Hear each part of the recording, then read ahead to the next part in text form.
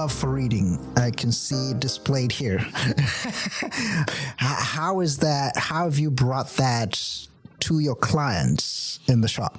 My love for reading, I guess, again, mental health. My love for reading, with it being in the shop, translating to parents and parents to clients and all of that is, I was suicidal. Didn't know which way to go about it. I was 13. It was from the Mountain View situation. And Harry Potter. It was around this time, my fourth grade teacher read the first book to us. And he was a dickhead. So when he read the book to us, he had introduced to a storytelling that, like, I had no bearings on how he was going to do it. So seeing a person, an individual that you just thought was an asshole, give you something that was just so awarding. I was like, I'll never forget it. Because, like, after lunch, like, I didn't like him.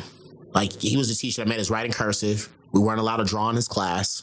You know what I'm saying? Like, if he didn't like the book he was reading, he would take it from me. Like, he was just a dickhead. So I just didn't like him. And, but every day after school, they would read Harry Potter, the Sorcerer's Stone, and animated. Like, you know, this ain't no audio book, but he's reading it. Like now when I read an audio book, I can hear his voice sometimes because like, he was changing the voices. He was doing the spells, and this is a dickhead. And I'm just like, yo.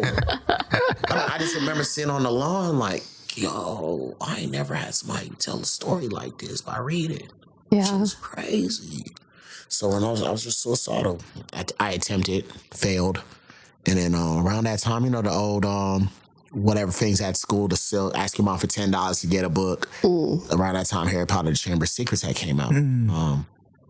Grabbed a copy, and from first opening chapter, I realized, look, I could disappear inside of a book. As I'm disappearing inside of a book, something clicked that me and Harry Potter had the same character arc.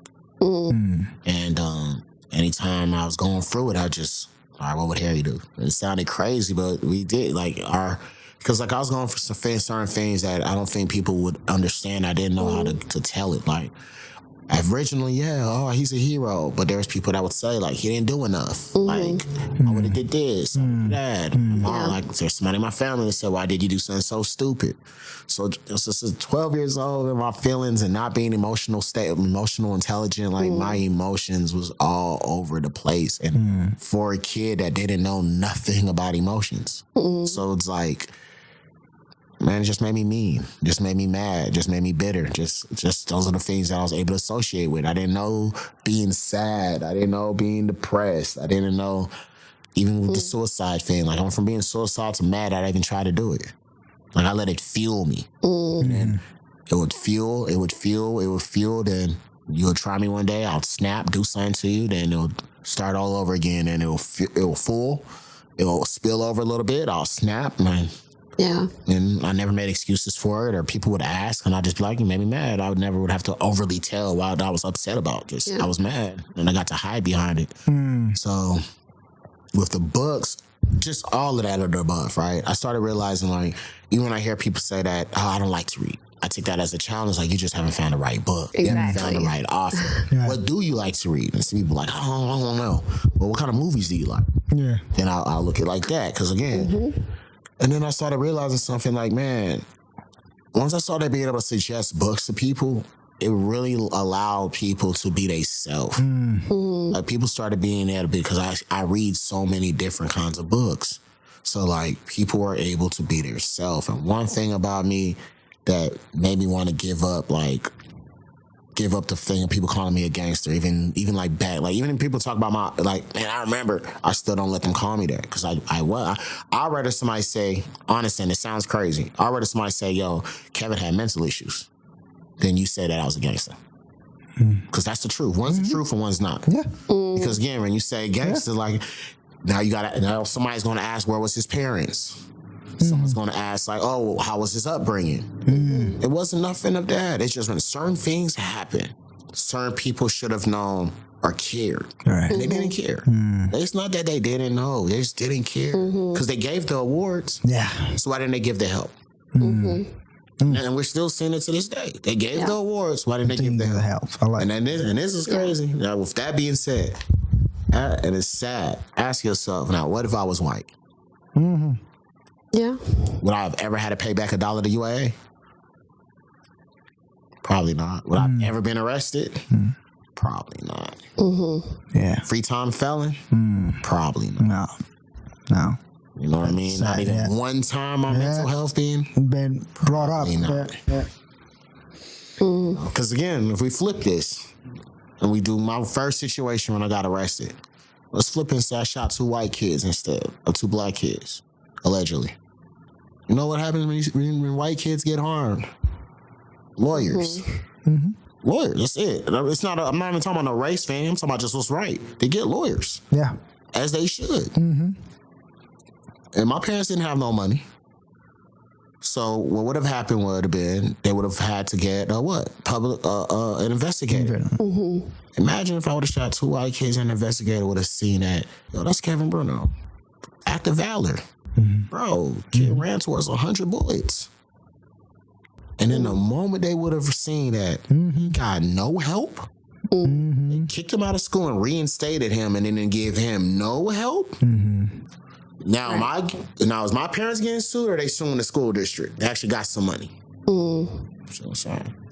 So again, that would have been, even if the lawsuit would have happened, somebody would have answered for it. It's not like I was a dropout. It's not like I've been in school this whole time. It's not like people still ain't talking about the situation at Mount View Elementary. It's not like my name still ain't up in the Raptors.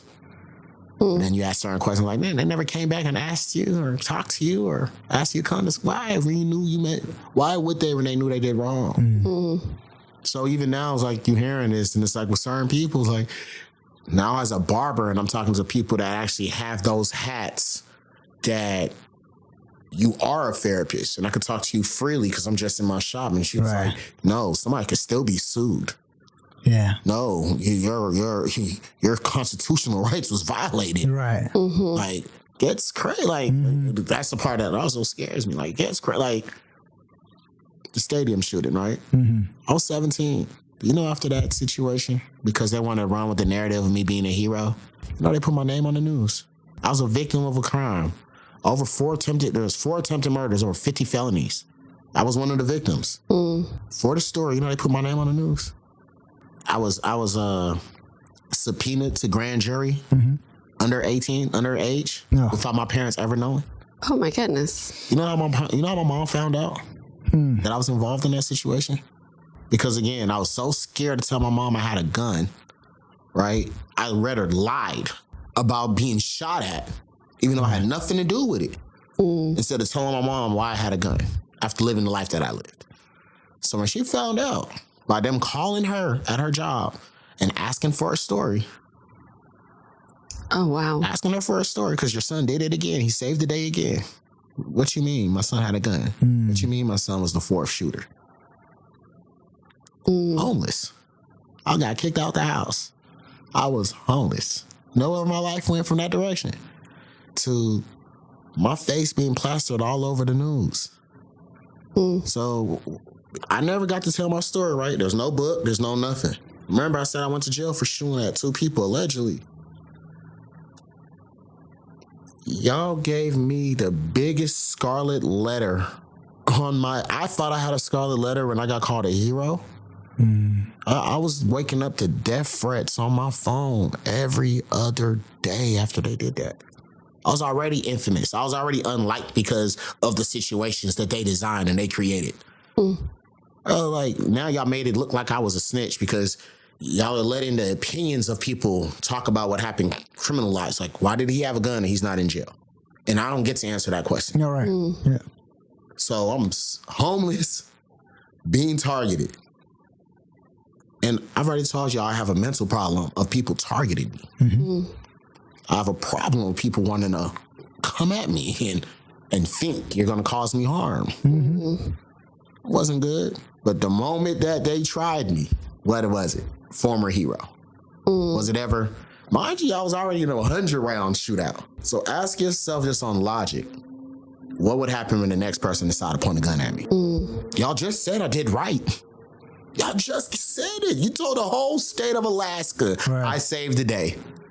But Renee, the same individuals that threatened me and left them death threats on my phone, pointed a gun at me. And I did exactly the same thing, allegedly. This time I was a gangster and a gangbanger.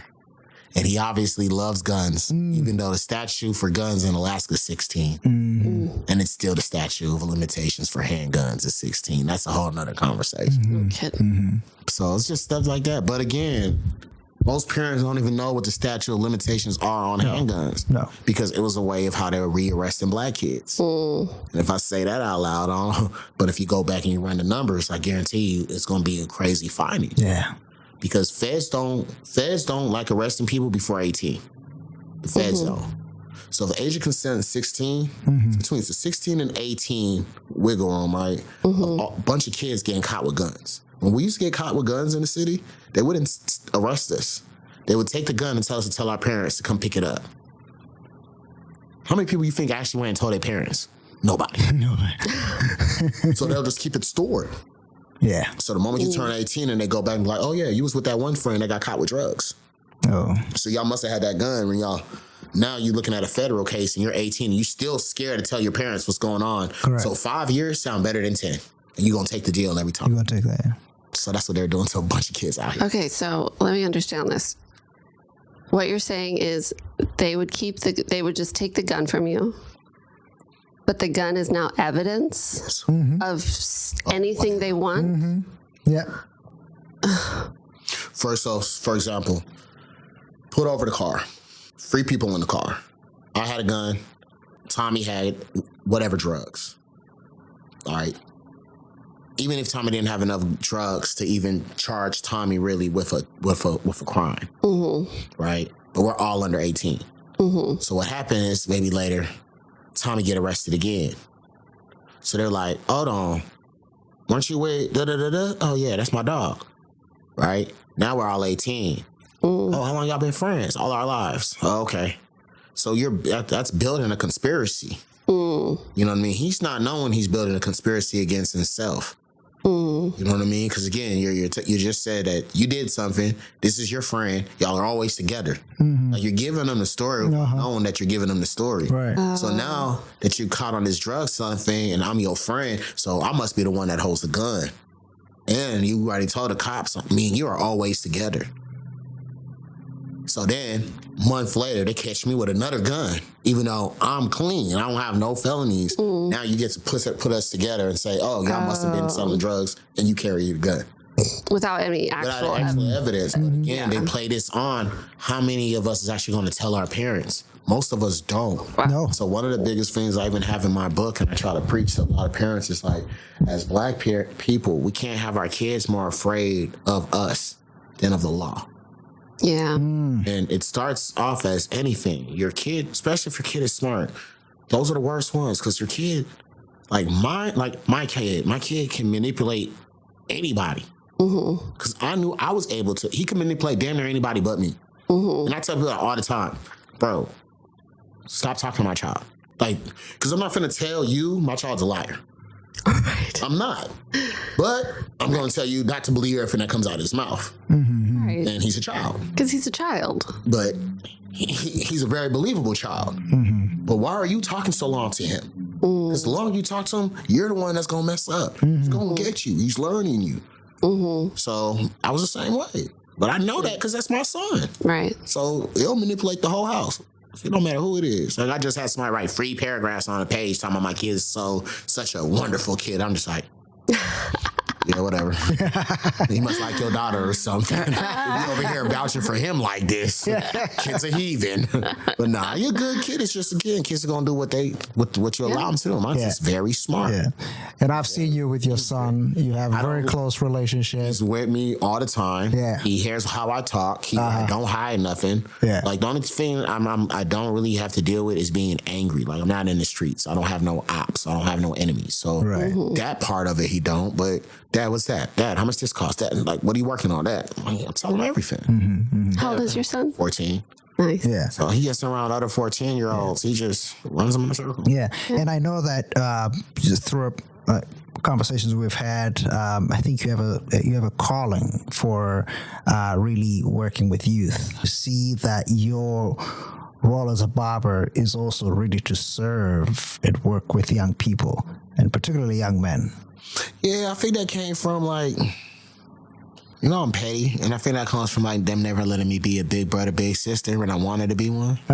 So I feel like it's like every time I'm petty, like that. When I became a barber, there's like this notion nobody wanted to cut kids. I'm like, I want to cut kids. Man, that's weird. I cut all the kids because that's what people used to be like. They're just so hard and difficult. So that's how it started. Like, I'll cut any kid.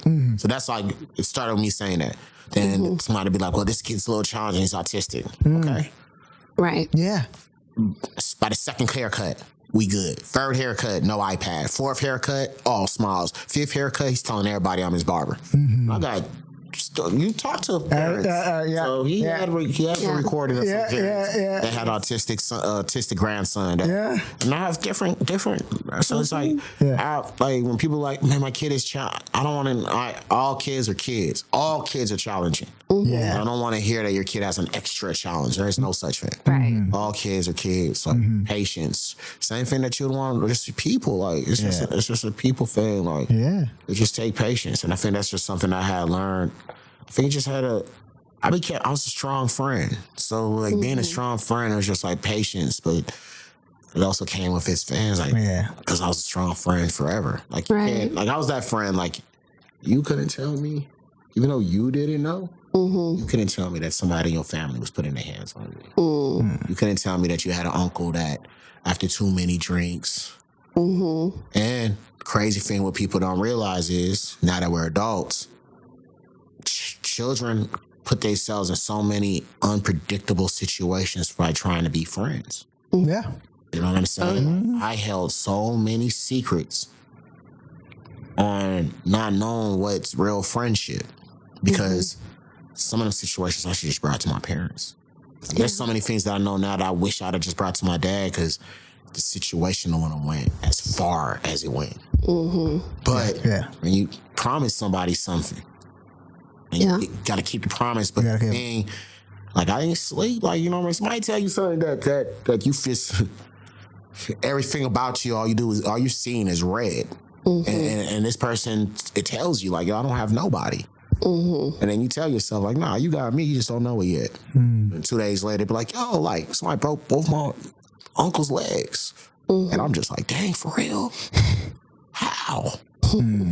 They caught him like his head was underneath he was working on something and he said, with a baseball bat. Oh, man, unfortunately for him. Hopefully he never did whatever he was doing. Right. That's just, it's honest truth. And then again, it's crazy because those are things that I keep in my head. I'll never think, but like when I open up the memories and certain things, like I got one friend and as soon as I say Navy, people might be able to put it together. So I'll just leave it there, like Navy and you hear so many horror stories, like, and I've always, like in my mind, like I've always been like, man, I better not get a phone call. Like, I'll blow up the shit. Like, over her, like, you know what I mean? Like, we've always just had that relationship. And then one day she had found like an old letter. It wasn't from me. I can't say too much. It wasn't from me, but made her contact me. And we was just talking and she was just like, I just want to say thank you. She was just like, man, the way you loved on me in high school really like let me know the difference between people saying that they love you and acting like they love you. She was like, and that's been able to keep me safe this whole time and I've been on this shit. And I was like, getting them little aha moments is like so much worth it, like compared to other things. Or like that's great. Certain people be like, yo, the conversation you had with my kid helped. You know what I'm saying? Yo, like I was messed up yesterday, or even on the flip side to, I guess, go full circle, like when I started working with them and everyone else was like, yo, what do we do with this information? It was like, oh, that is the leg up. Like, that is why the podcast is needed. Like, what do we, for barbers and for whatever? Like, what happens when someone brings you a situation outside of you? Yeah. You know what I mean? That's just outside of you. There is no hotline. There's no barber hotline and be like, hey, how do we serve this client after we hear this client's suicidal? Right. This client might go hurt somebody. This client, what do we do with that? So it's like, once I start opening them, y'all ask those real questions. I'm like, damn, I've been there. Mm-hmm. You know what I mean? Like, okay, no, this can work. Because, like, again, these are conversations happening. Like, this is Alaska, but I could name different barbers going around that don't even cut for profit no more. They just go around and ask the same question to different people and let that be their thing. You know? So I'm just like, it happens. But to go back to your question, man, reading books has been everything. Yeah. You know, like, it's been everything, man. Yeah. Like, love for reading, the storytelling, the world. Very good. The world's watching. It's extraordinary. And then just being able to like the things that you can hide inside of the books. Like that's one thing that I can't wait for. Like when people read mine, like I've always been able to write stuff. And people are like, yo, who are you quoting or who's that? Like that's be me. Like really be my own words. So it's like I'm surprised. I'm alluded to like for people to read that and be like, bro, that's a quote. Like that's a bar. Yeah. So like, Yeah. I'm going forward to that. And then That's I so started, cool. and then I'm 3 chapters into my criminal fiction novel named Frozen Jungle, and everything that I couldn't put in my story is definitely in my crime fiction. That is exactly what fiction is for. What to say all the things that you Like one of can't my say. biggest things that I attack within my things, all my books are based out of Alaska, and that's another thing like I stole out of from K1. Basically, we call it the Quan verse, like the Marvel verse, because all his books spin out of New York. All his characters kind of like you'll see a character 10 years later from a different point of view and be like, how the fuck does he write this like this? So like I kind of write it in the same way. So like my first novel, Frozen Jungle, like I'm attacking sex trafficking. Wow. And it's That's good. it's a doozy. It's got everything in it. Like it follows a group of boys, and like one of the kids is a Native American, and his grandfather's a shaman. So he kind of tells them stories of protection and guardianship through totem poles. And then each kid's nicknamed after a particular Alaskan animal, and then it just goes from there. Nice. So you got a bear, you got a fox, you got a wolf, and then you got an orca. So right as of now, and then later on, there's more animals will be. Yeah. That's great. It's like that. It's That's so crazy. cool. The opening scene is crazy. Yeah. I love that we got you talking, that you kind of started out hesitant. I always do. And now I'm like, we should just keep going. But I'd love to know what you feel is the most important thing to teach your son, or one of the most important things. To be himself. One of the things I've been trying to tell him lately is like, in Almighty, I'm like, you're gonna go for these things to try to figure out who you are, but by being the truest to yourself will save you from so many situations. Like, I kind of got to hide behind being strong and being brave, and just because those was the attributes people gave me that wanted to manipulate me. It took me forever to realize they're manipulating me. But when I talk to him and he hears the stories that I was put in BTA and because people are stupid and ignorant. Like, they'll tell my son these stories. You know what I mean? Like, why are you talking to him? Why are you telling my kid this? You tell my kid stuff that I don't even tell him, which forces me to have to tell him the truth. Right. But what I just wanted, like, bro, it's so, like, it's like I tell him all the time, like, it's so okay for you to just be in love with basketball. It's so okay for you to just be in love with yourself. So, you know, the whole fake about you trying to date and stuff like that, so come on, you're not even in love with yourself yet for you to want to think that you like somebody else. Like, it's okay not to do what everybody else is doing. And that's just like the biggest thing, just being yourself. Like, I promise, if I was brave enough to just be myself, I would never got no felonies. Never got no felonies. Because if I'd have been brave enough to be myself, I would have just asked for help. And I'm not talking about the help from like the mental aspect. I'm just talking about from everything that I took on. Right. So it's just like that realization, right? Like, I was mad at my mom for so long for kicking me out that house because of the situations that came from it. Until I became a dad. Yeah. Then I was like, shit. Like, for example, the Carmelo case. Yeah. Right? One of the big things being black and seeing that and having to talk to my son about it. Can we go the whole race thing and all that? But what is that going to do with my son and making a mistake? So come on, what was the mistake that was made in the situation? should have never brought the knife. That was the mistake. No self-defense when you have something somewhere that it's not supposed to be. Doesn't matter what race you are. Said, was it going to make it even more difficult, him winning that case? Black versus white? Yes. Yeah. But the fact that he brought the knife to a school event, when they give you a book in the beginning of the school year that say no weapons is prohibited. That's it. That's all. It's not that he broke the law having a knife. Now, you just can't claim self-defense. So it's like those situations. And then, again, you're going to hear the opinions of people that's making it racial. That doesn't help, in my opinion. Like, that's fine. Y'all can tell whatever. But I'd rather my kids just know not to bring the knife. And y'all want to stick here and argue about what's right and wrong about the courtroom. Me as a parent, I'm trying to keep him out the courtroom. I know what his chances are if he gets there. The point is to allow him to not get there. I got there and I seen where it went for me. And I had every excuse in the world for somebody to be like, let's give this kid another chance. And I never got it. So that's my biggest thing, like to just be yourself and love more. Like this country's full of, just the world is full of hate. So I try to tell him, I'm a hard parent. I'm hard on him. Probably more than I need to be, but that's the scariest part, man. Giving him the opportunity to make the same mistakes I made. Yeah. And that's the part that spooks me. And that's the part, like, if you're going to say, oh, this isn't needed, men ain't having enough conversations in fear. First of all, we used to be in the whole conversation, the black men not even taking care of their their kids. So to even still try to have those conversations like we are not taking care of our kids is crazy. But again, people will try to highlight that so the real conversations aren't being had.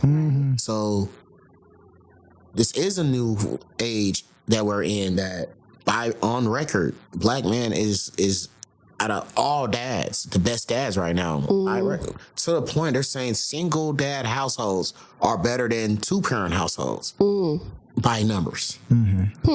So the crazy thing with those numbers is the world hasn't caught up with those numbers. So there's no TV shows. Like, even there was decent shows growing up that showed black families and all that. There is none. So the fact of, like, it being a very quiet conversation, how scared some of us active dads are trying to raise our kids, and how scared some of us active dads are trying to protect our kids. It's just conversation that had more because so many people think they're doing it alone. And it's hard. It's already hard being a man. Just had another situation with somebody that is, he a legend.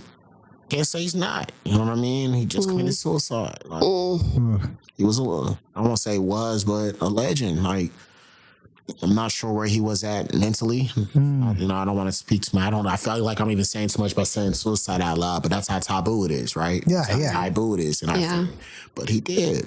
And it's mental health month. And it's all of that. Like, even with this, like, look at how many different months and different mental health things. It's so much, like, it's almost like it's a joke. From going from never talking about it to overly talking about it. To where, again, the balance isn't there, right? Like, again, it's hard because I'm like, man, is this too many videos of me talking about mental health? But I'm trying to come from a genuine place, but there's so many people coming from ungenuine places. Like, when this happened to him, they're like, Kevin, you need to just keep doing what you're doing because there's too many people still suffering in silence. It's like, right, well, the flip side of me being strong, everybody know that I'm strong. If I tell them that I suffer too, that could be the help. Absolutely. So that's what kind of made me think, like you're saying, and even this was great. And again, I don't know y'all like that. No, you know what I mean? I'm just saying, but if we was able to do this, and like you said, after you got me to open up, just imagine with just like 3 or 4 of my friends. Awesome. Or clients, just because I've seen it before. So like hearing these things, somebody being able to balance out the conversation is always needed. And sharing this, who knows? Not, these happen all the time. Like, there's sometimes I'll go home and be like, bro, if I could just have that conversation ran back, or if I tell them to come back tomorrow, and I tell myself, it ain't gonna hit the same. It ain't gonna, but some of it's hard. I even tell myself, like, doing little recaps to let people know, like, man, I had an aha moment. Like, this was it.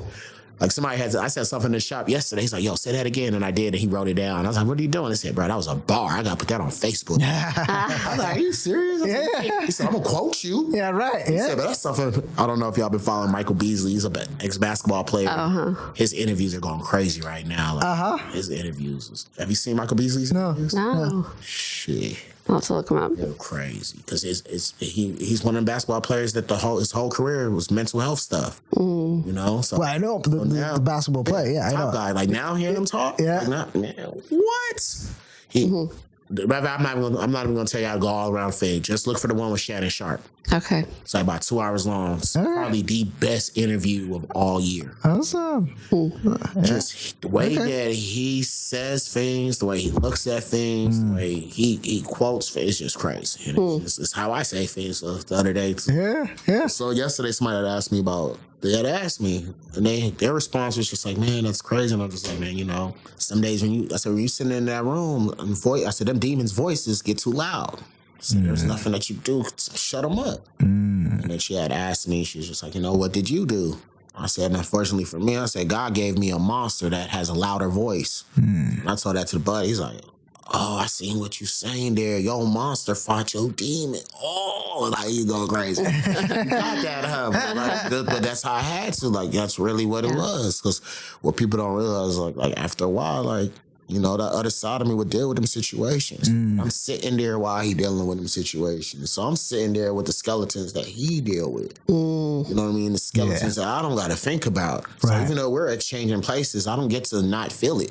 Correct. So the darkest parts that I don't have to, and he gets to take his little 5 minutes of fame, I'm sitting there with those things. Like, I'm sitting there in that dark room by myself, like, until we switch places back. 'Cause that's the room that he sits in and deals with all that. And I don't deal with it. I get to smile and be happy until, you know, somebody gets called upon. And even when I finally went to therapy and felt that, like, I used to feel like I was crazy. But then she broke it down to me even like, you don't sit around and you speak to yourself. She said that you just realized. She said, she's like, honestly, I don't think you knew how to explain it. So as a kid, you did the easiest thing you could do. You just gave it a nickname. Yeah. So then that's what I did. Because, you know, playing video games, you used to be able to create a character playing basketball or football. And then they used to have preloaded nicknames that they'll be able to say over the intercom. Some people's names would be weird. Like, my name's Kevin, but like if I put my government name in there, they wouldn't be able to pronounce it. So they'll give you these nicknames you pick. So one of the nicknames was always Nightmare. So it was easy because, like, I have a best friend. Once I told him all this, like, it was his aha moment. 'Cause he's the one that told me. He's just like, oh, bro, all your nicknames. I'm like, what you mean? He's just like, and he could remember them because of video games. So he goes, bro, Nightmare, Problem Child, Problems, King Cooper. I said, bro, you always nicknamed it. I'm like, bro, how do you remember all of that? He's just like, bro, the video games. Like, bro, we always used to think your nicknames on the video games was crazy until we realized that it's what you would call yourself. Yeah. But it's what people would say. Like, so, example, like, the nightmares was just the nightmares that was affecting me. Like, I hated sleeping. Like, when people would look at the clock and try to be like, man, I try to find ways to stay up. Like, I dreaded going to sleep until, like, I found reading. So, like, when most kids try to sneak up, like, I already knew, trying to play the video game, TV, my parents gonna see the light or hear the thing, because I knew on what volume, on what channel you had it. Like, I knew too much. So, like, there's no light for reading. So, summertime, you already know, we read until 2 in the morning. Yeah. Wintertime, my room was positioned in a way where one of the street lamps, I was like, my room was like, my window was like towards a parking lot. So, like, where the stabbing happened at Mount View Elementary, like where the stabbing happened, you can see my bedroom window. That's how close I would live to the school. Like, that's why I was like, I got called stupid. Like, why didn't you just come home?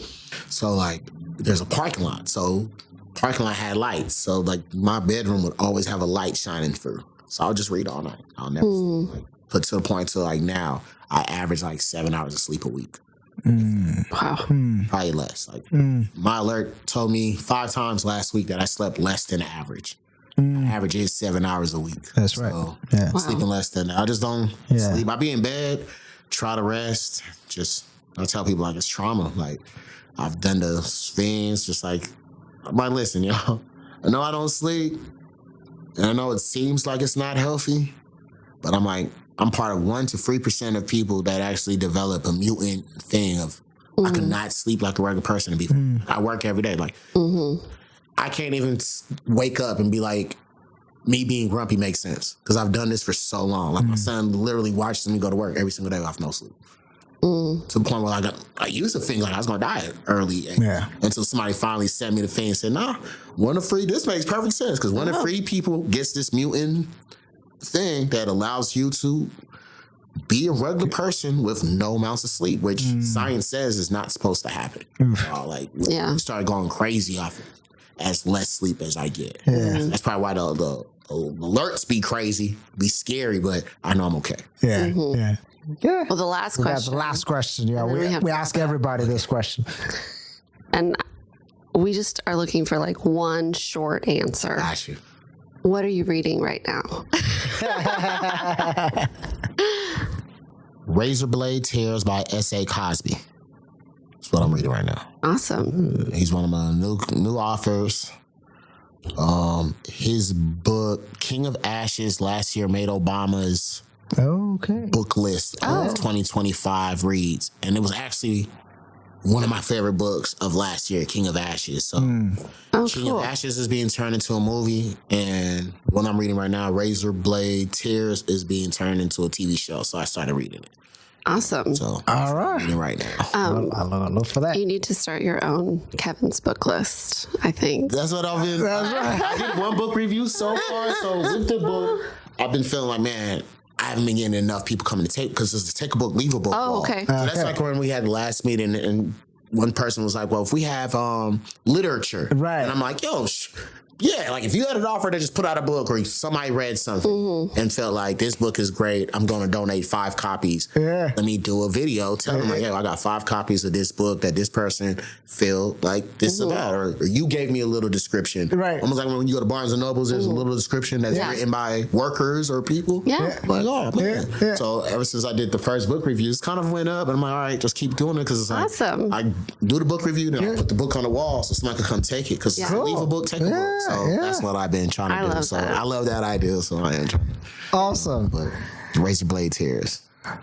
Wow, it's always wonderful to chat with you, man, Kevin. I feel like this is just kind of getting to know you a little bit.